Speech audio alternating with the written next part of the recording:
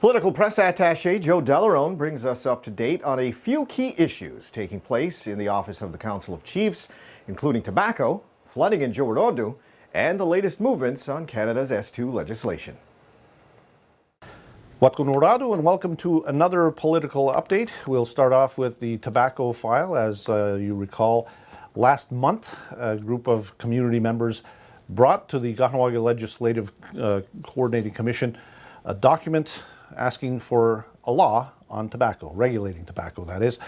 And as part of the process, the MCK legal unit did an analysis and made its recommendations to Chief and Council that it use the Type 2 or regulatory method for lawmaking. And the group was actually asking for Type 1. So what did Chief and Council do in this case? We talked to Chief Gina Deer, who holds the tobacco portfolio.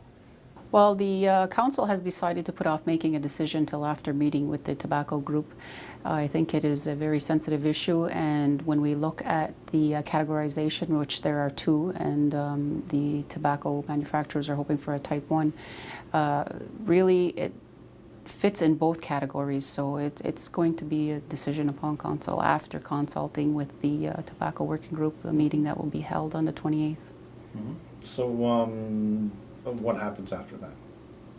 Well, Council will then determine whether it'll be a categorization 1 or 2, and if Council can't make that determination, we were informed that the Court of Kahnawake will do that for us.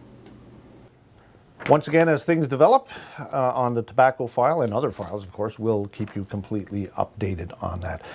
In terms of the matrimonial real interest law, something that's been passed by Canada last year, and we've been talking about Kahnawake creating its own law, and we've been saying that there will be developments on that.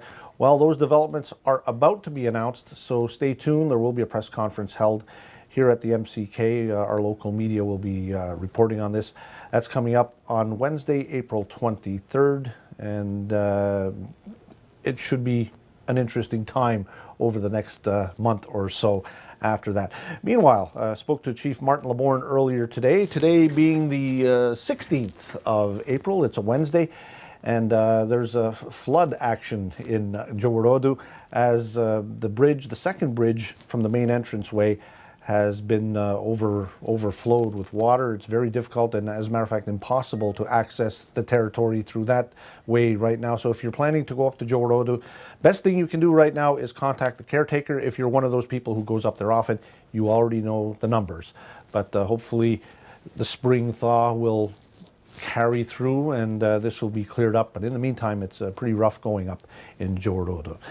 That's it for now. Just one last thing.